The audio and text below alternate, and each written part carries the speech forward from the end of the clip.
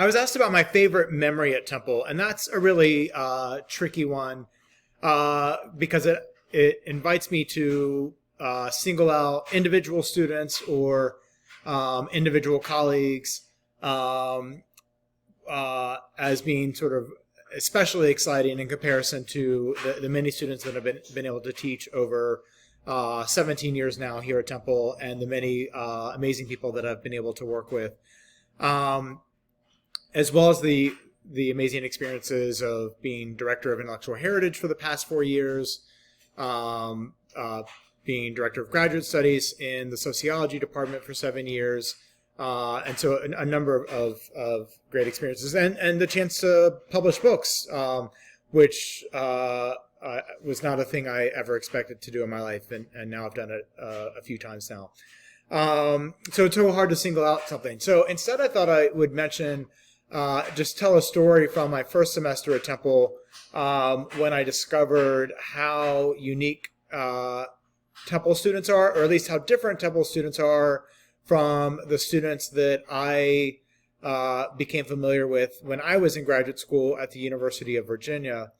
When I was at UVA, I would teach courses on like introductory sociology or sociology of popular culture, and some other courses. And I found that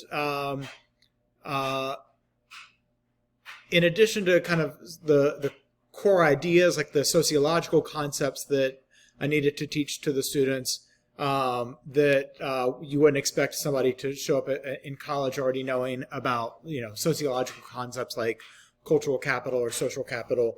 There were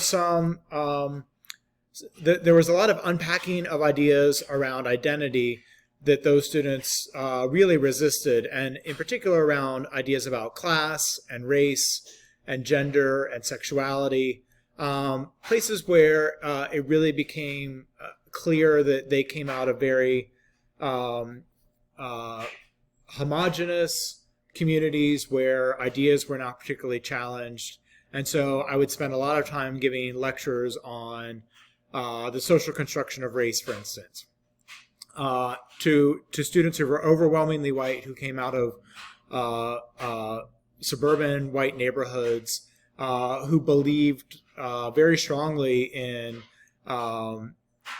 without having it ever been challenged, believed very strongly in notions of racial difference, categorical racial difference based on claims about biology or ideas about biology, that has been so refuted for so many years by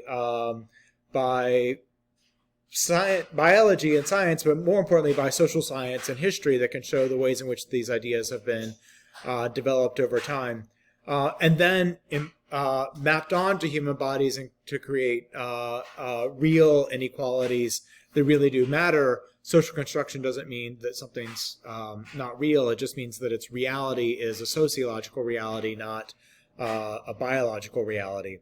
And so I got to Temple, and I would give these lectures, and students would say, we already got this in several of the classes, and also this is our lived experience. Like, we come from diverse neighborhoods.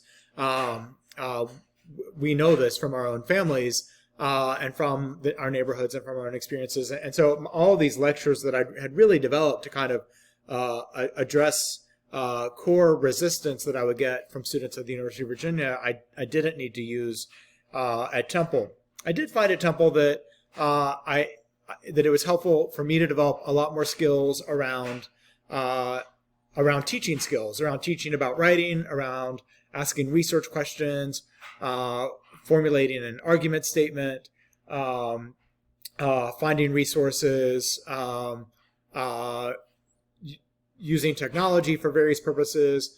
And so I really shifted a lot of my teaching to a lot of that kind of skills focus, in addition to the topical content that I'm teaching about. And so that was really exciting for me to make that adjustment. It made my first semester really challenging, everything that I showed up with thinking of as like I'm bringing these great resources that I've developed over the years didn't seem to matter anymore. But I had a lot of opportunities at Temple to take on some new skills and to really benefit from students who showed up in the classroom really already prepared to talk about sociological reality with a lot of really rich life experience. And I don't mean to undermine the life experience of the students that I'd had at the University of Virginia, but I do think that they had been very protected by money and privilege and a number of other things. And that protection can often be very limiting in terms of your willingness to engage with something intellectually and to let your ideas be challenged. And so I just have thoroughly enjoyed being at Temple. I do not imagine I'll ever go anywhere else, so Temple's stuck with me, and I'm delighted that I ever got a job at a place like this. I count my lucky stars to be here. So I love Temple University. It is a delight. Thanks.